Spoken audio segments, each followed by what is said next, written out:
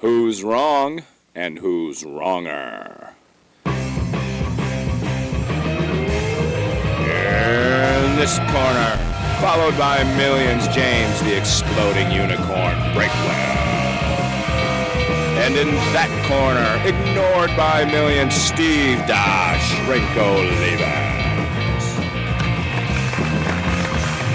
Hey everybody, and welcome back to Wrong and Wronger. I am Jerry Seinfeld, Steve Olivas, and he is the George Costanza of podcasts, possibly the Elaine Bennis. I don't judge and I don't make any assumptions. James Breakwell. And James, brother, how are you doing today? I am doing great. We got one left-handed compliment, and now we're going to make an entire episode about it, which is exactly why nobody ever talks about us. What are you talking about? I was just making conversation. Oh, it was just a coincidence. Well, that is funny because it segues into our topic for today. Somebody on Twitter said we were the Seinfeld of podcasts. It's a podcast about nothing, and yet they still tune in to listen. And they definitely, they nailed the nothing part. I'm not entirely sure that I believe them that they tune in to listen. The numbers don't seem to indicate that. Well, assuming that Judy P continues to listen, and we do have a fan in India whose name is Sumed. I did not write it down last week, but I committed it to memory this week. So that would mean we have 3 instead of 2, and now nothing makes sense anymore. Yes, it is all very confusing. Although I have to say, I've got kind of mixed feelings on Seinfeld. Did you watch it? I did. Did you watch it all the way through, or were you a casual viewer? Nope, I was a religious viewer. A religious viewer.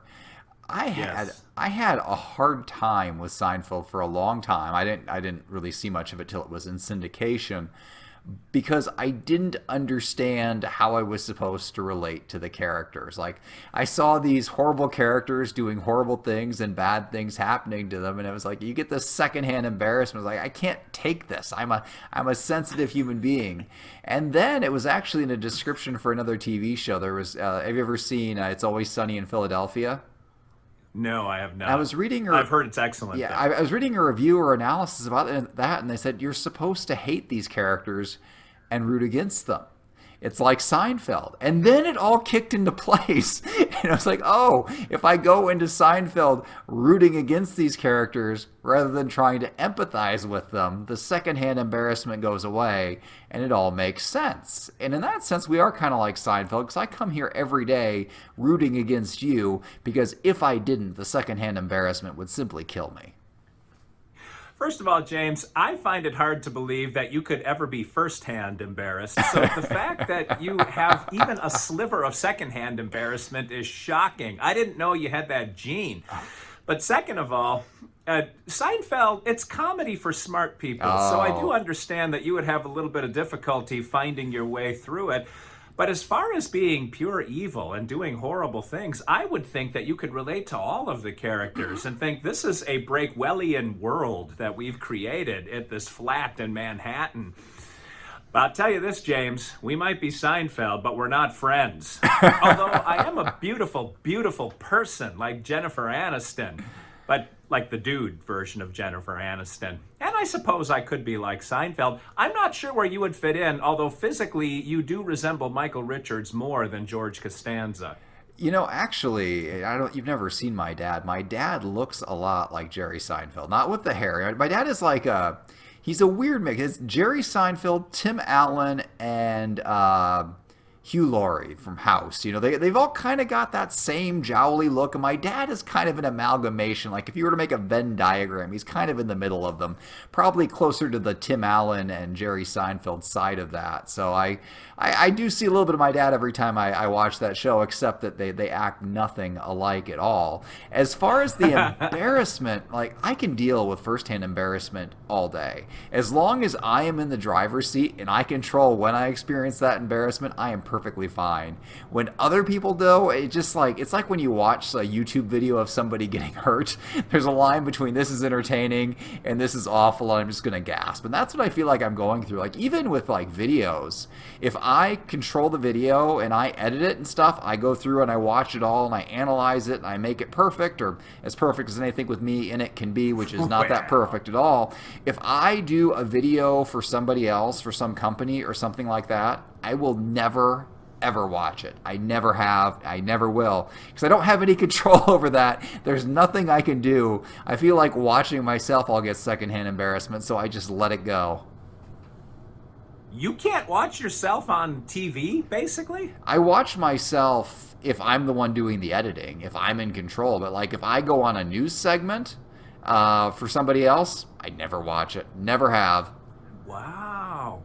And because you will be embarrassed, or you are concerned you might be embarrassed? It's out of my control. Like, what good does it do me to watch that if I can't change anything on it? Like, I'm never going to come away from that thinking I did better than what I actually did. Like, the only possible reaction is going to be, in a downward direction. So if I'm in charge of it, if I'm the one, if I shoot a video here at home and I'm editing and stuff, I'm in the driver's seat. I can handle that. But if somebody else has it, they control how they edit it. They control how I look. It's like, whatever. What's done is done. It's out there. I'm just going to move on. Wow, the fact that there's nowhere to go but down for you tells me that when you walk away from those news segments, you feel you have been perfect. And there's no way they can make you shine any more than the beacon you were on that set. I always have such, low expectations. So every time I get through one and I don't like physically die on camera, I am noticeably relieved. There's that high of just getting it over with and dodging a bullet. And I don't want to crash that high by going back and looking at how I actually did. What bullet are you dodging? What are you afraid you're going to say? I don't know. I guess I have a higher standard for myself than you do, because obviously you don't care how you look in any context. There is no first-hand or second-hand embarrassment. It's just a train wreck start to finish, and that makes your life so much simpler and less complicated than mine is. They say Einstein wore exactly the same outfit every single day of his life, so he didn't have to burn mental energy worrying about what to wear. That's kind of how I live my life too, James. I have higher order thinking going on all the time. I don't need to concern myself with such pedestrian endeavors as hygiene. So if you back when you were traveling the country, giving talks and staying in the Steve Oliva suite, the worst room in every hotel, and I presume most of your talks were recorded. Would you go back and watch those recordings of yourself? I have.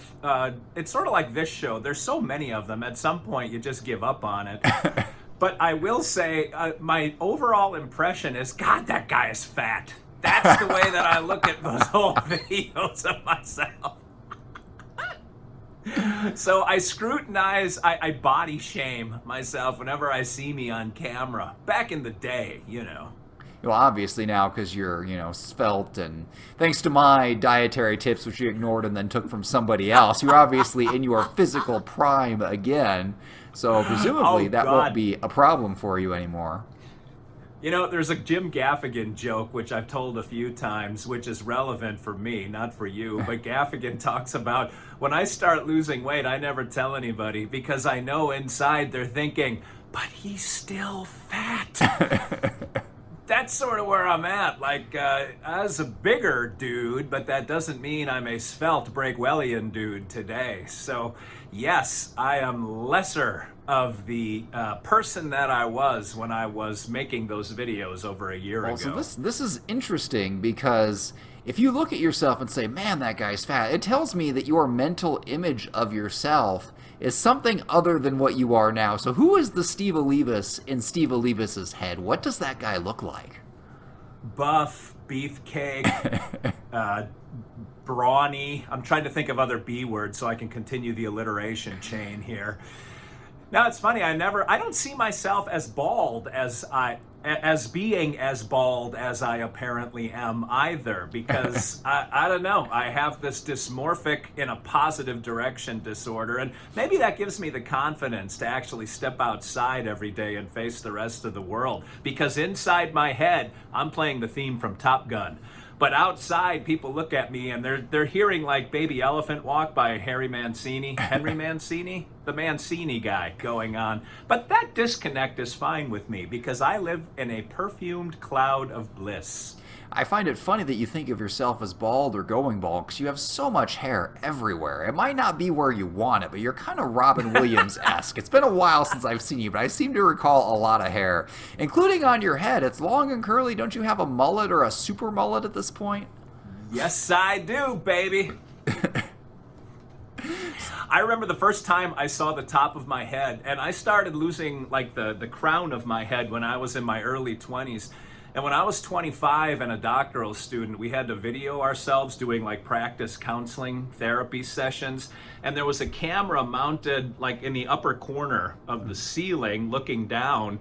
And I walked in and it showed the top of my head. And I thought, God dang, what is going on up there? Because I can only see myself from the front, and I had plenty of hair right here in front, so it sort of gave me the illusion that it went all the way around my head. But God had a different plan in mind for Dr. Steve. So I guess you're actually doing pretty well. So if you started losing your hair in your 20s and you're about 90 22. now, like you've overall lost at a very, very slow rate, all things considered. I suppose, but I look at you and you will never lose any of your hair, and I'm filled with envy and hate. Mostly hate on good days, but envy for sure, James. You know, it's funny you should say that because about once a year on YouTube, somebody would accuse me of having a receding hairline. And that was, the insults come at me from all directions, which is why I don't read comments ever. But that one was one that somehow, one, I always saw, and two, always got under my skin. I never actually replied, but it's, and I think I just have a big, ugly forehead, and that's what it is. The hairline's always been about where it is. I mean, maybe it's moved the slightest amount, but it seems like it's been pretty steady. And it's just a big old forehead. It's just I've got the Peyton Manning syndrome a little bit. That's okay. It shows character. You can see every single wrinkle in my forehead. There's 3 per kid, and it builds character. It allows me to be more expressive. So my eyes might not move, my mouth might not move, but that forehead is just always going, and it will never, ever be covered or hidden by hair. Well, is there baldness or male pattern baldness in either of your family trees? No, well, my one grandpa on my dad's side died young, but like on the other side, my grandpa had a full head of hair when he died at 85. My dad still has all his hair. My brothers still have all their hair. I think it comes down through the mother or the mother's side, right? There's no baldness anywhere in the family. There is so much wrong with me. But like losing my hair isn't one of those things. Other than like just like something I might lose from stress, just from talking to you. I could see myself pulling it out Homer Simpson style. But other than James, that, no. I am a panacea. I am the cure for what ails ya. If it wasn't for me, I can't imagine where you would be right now in life, James. Look at how you have been propelled forward, both professionally and personally, just through this relationship. I would not be having this conversation right now if it weren't for this podcast. It's really hard to get past that one solitary fact. Such a clear detriment in the present moment. But that's okay. Now now that I think about it, your hair is a little, maybe I'm totally misremembering this, but didn't Jerry Seinfeld, during the Seinfeld show, didn't he have the kind of curly hair like you've got now? Maybe even a bit of a mullet? Yeah, I mean, it was 1993, didn't we all? But I'm bringing it back, James. Through the enormous worldwide popularity of this show and the other show, because Kenya, Uganda, and one person in India can't help but love what we're doing here, I'm going to bring this back as a popular fashion statement. Now, I'll be divorced by the end of it, I'm fairly certain, but I'm going to bring it back. Well, I mean, divorce is better than the outlook I had for you. I thought you were going to be in that secret body hatch your wife was building in your crawl space. So, if you can come out of this divorce, I will buy you a victory drink for that. If you come out a corpse, I'll just drink in your honor, which is really just me celebrating that you're gone. So either way, I get a drink. So I'm okay with that. Yeah. You're going to have to dump a little bit on the ground first to remember our fallen comrades. Actually, I did say something to Mrs. Steve about it, and all her response was something to the order of, yeah, divorce is too expensive. So I don't know what that means, but that seems to limit our options to just her killing me, which I'm fairly certain she could do and make it look like an accident. Well, I think the key is just don't let her up your life insurance. Make sure you're always worth more alive than dead, which in your case, I mean, your value starting out is pretty low. And I don't just mean monetarily. I just mean in general as the whole person. So that's going to be hard for you. I mean, if someone stroked you a check to get out of this podcast with me, what kind of debate would you have internally, James? You know, I might hesitate because I've got standards. I like getting paid to do what I'm doing already anyway, and when somebody pays me to do something differently, I have to think about it. It's kind of like I wrote an article a while back, and it was for a magazine or an internet publication, and it had to have facts. Like, I had to do research, and I just hated it. It was the most boring, painful thing I'd ever had to write. I tried to put comedy in it and all that, but it was like pulling teeth. And I've thought about like what you do, like with ghostwriting and stuff like that, or if I was going to write a nonfiction book, I just couldn't do it for any amount of money because I've already got the day job. If I want to go be bored and unhappy, I'll just do that. It's very stable. It's very safe. If I'm going to go above and beyond that in my free time, it has to be something I want to do, whether it's for free or whether it's getting paid. So if somebody came and they said, I will pay you money not to do this podcast, which, by the way, earns us no money whatsoever and actually costs us money every month, I would have to think about it. What am I getting paid to do? Am I getting paid just not to talk to you? Am I getting paid to just never make a video at all again? I'd have to very carefully consider what I was giving up. Like, giving up you would be the easy part. Giving up the platform in general, I'd have to think a bit.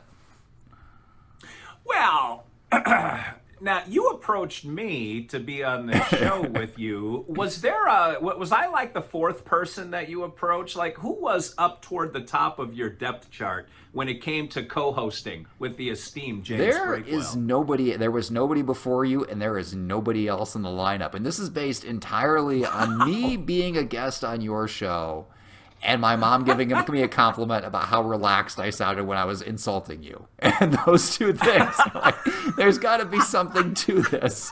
And really, believe it or not, before I started that, I used to get real nervous every time I would go on recording for the same reason I still don't watch videos of myself. And the same thing. I was like, I don't know if I can do this. I don't know if I'm going to make a mistake or say something I'm going to regret. And then with you were just such an easy target, and it was just, and you bounced it back. And that's not what everybody does. You bounce it back and forth. And we had that chemistry there. I was like, we can make something of this. And it turns out I was wrong. We've made absolutely nothing of it. But that has not stopped us from trying for all these years. I mean, at this point, it's possible that we'll put out more podcast episodes than there are Seinfeld episodes. I am fairly certain we already have. Have we passed them? We definitely have if you combine both of our podcasts. But just singularly. I think, what were you going to say? In Jerry Seinfeld's last season, they were offered him something like $100 million to come back and do just one more season. And he refused. He turned down $100 million, so he wanted to wrap it up. And then he had a finale that nobody liked. But there was never going to be a finale that made everybody happy. The show was just too disjointed. Yeah. You couldn't tie it all together with one episode. And honestly, I think that kind of gave it a fairly good try. Did you ever watch Curb Your Enthusiasm? I tried. There's a show like you with Seinfeld. I couldn't get into it. It's apparently there's a very meta episode because Larry David is one of the co-creators of Seinfeld, and there's an episode where they go back and make another episode of Seinfeld, and apparently that's kind of the finale that Seinfeld never got. It's like super meta on top of meta on top of meta. So I think that's probably given some Seinfeld fans a bit of closure. Now, let me take that one step further. If we were to have a finale to wrap it all up, what would be the topic and what would be the format? We would have to bring Judy P on. Oh, of course. Just to sort of tie that one together. But the topic would be, should we have ever began this podcast? Because I think we could make a pretty compelling argument to the negative on that question, and I'm not sure what we could say to the positive. Other than I've gotten free beer and pizza several times at your house because of this podcast. I will say this, I am no longer afraid of dead air space. After talking to you for all of these unstructured episodes, I am 100% confident all of the time that if I open my mouth, words will come out and they will be loosely formed into sentences and maybe even paragraphs and maybe even on a good day, coherent thoughts. I don't have to pre-plan or do anything. It just happens. And that's not something I would have gotten without you. So I've got that going for me. It really hasn't led anywhere, but it is a skill I know I have. I thought at first I could only, BS my way through like a term paper or something, but it turns out I can BS my way through an actual live conversation as well. I think you may be less frightened of meeting people from the internet, too, because I think you were at least 60% serious when we first met that you were thinking you may get murdered before you make it home that night. Yeah, I don't know that I was actually serious. I had a theory that you were short, and I thought if you were short, you were unlikely to kill me. What? I don't know what I believe that for. I just maybe if you have the gun, you can't aim up high enough or something. And actually, I don't know. We made short jokes about you before, and we took that selfie together. You made some sort of height joke, but I think we're actually pretty close in height, which is why that line of insult kind of died away. It was just a weird selfie at a weird angle. So what are you? Are you 5'9", 5'10"? Yeah. Yeah. 5'9". There's actually very little height difference between us, especially when you factor Hold in on. the hair. When you factor in the hair, you might be taller than me. Well, if I combed it straight up like Kid and Play, then maybe. A reference you don't get, by the way.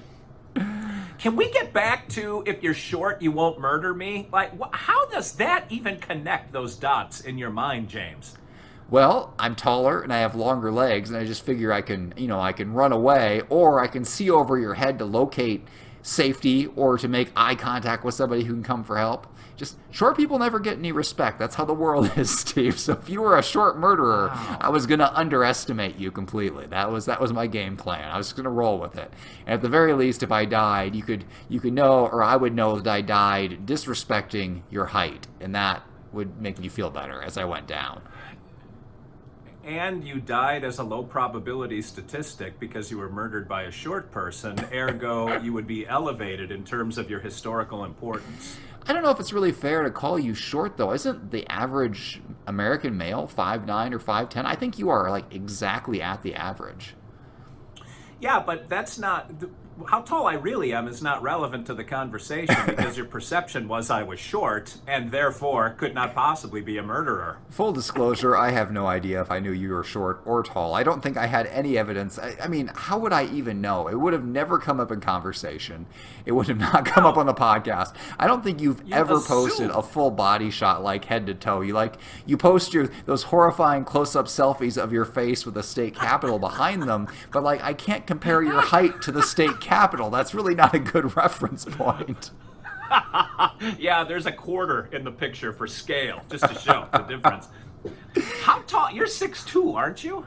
Yeah, I'm 6'2". I think technically I'm 6'1 3/4 if you really want to get down to the nitty-gritty. But yeah, I tell everybody I'm 6'2", and that seems to work for everything.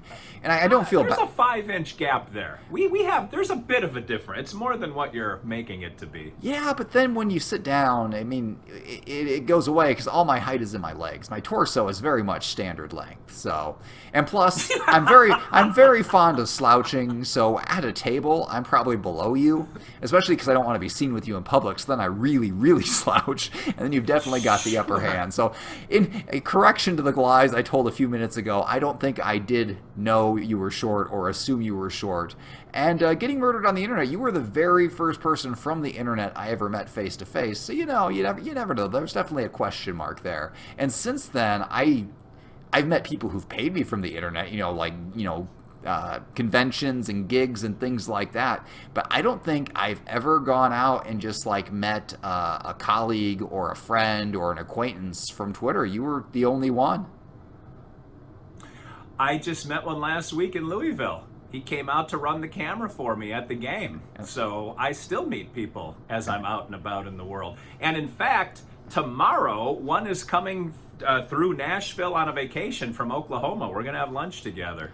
Well, fingers crossed that one of them finally murders you, but that's neither here nor there. I think you have a very That's a coin different toss. relationship with your crowd than I have with mine. So I very much just kind of throw jokes out there and then don't read the comments and move on. And you've got some back and forth. I think you've built up a connection in a way I haven't, which is why I don't know which approach is better, because you clearly I built up more people, but I put less work into maintaining them. Where you have far fewer people, but you definitely give it much more of the personal touch. And neither of us is really going anywhere, so maybe both approaches are equally ineffective. Well, we do have to go somewhere right now. We got to walk you right on out the door because you have the rest of your life to get to. And Seinfeld episodes are only 22 to 24 minutes in length anyway. So we've given you bonus material today without the aid of sponsorships. So we're going to wrap this one until we come to you and talk about nothing again next week, much to the delight of our throngs of 3 fans. This is Steve, Dr. Steve Olivas for James the Exploding Unicorn Breakwell, saying thanks for watching, thanks for listening, thanks for all the love and financial support you've been throwing through the show, and until we meet again, always remember 2 wrongs can make a right.